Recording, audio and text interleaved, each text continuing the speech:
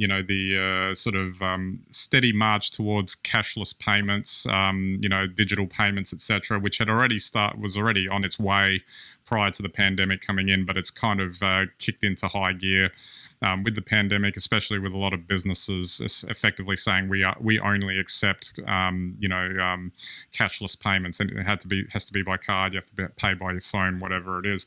And this wasn't really too unexpected, I guess. I don't think I've paid anything with cash in, well, probably since March, maybe. I can't even remember the last time I did. And I actually think it's perfectly fine, for day-to-day stuff, really. It's still an open question as to whether or not you could get rid of it entirely, cash that is, but at least not straight away. But it's getting there, it would seem. I wonder about this because anecdotally, I go to a lot of small businesses who still readily accept cash, and anecdotally, I've heard from them that cash is not making a comeback.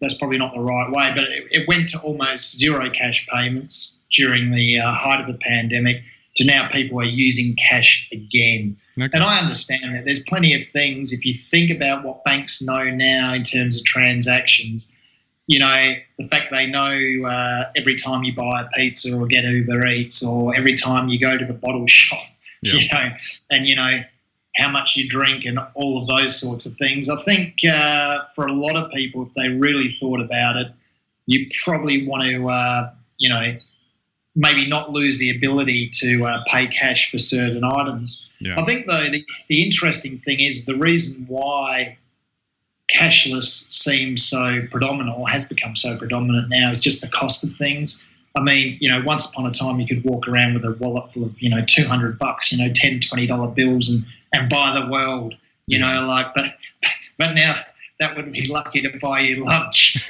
Exactly.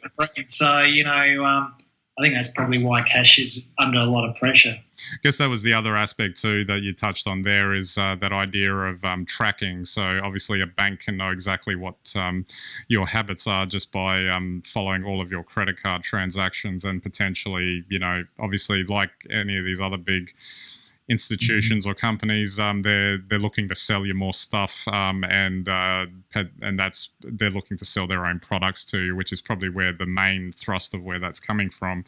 But it's interesting. Australian banks have only just started doing this recently, so apparently they tweaked, a couple of years ago that Facebook, Google, Amazon, knew when you were buying, the actual time. They know what you're purchasing and are able to do all these analyses of you, the person, and how to market to you. And so banks are just working that out now, that if they actually look at all the transactions cashless, they can work out everything about you and how to sell you an even bigger home loan. So, it's took a while, but, I guess they're catching up.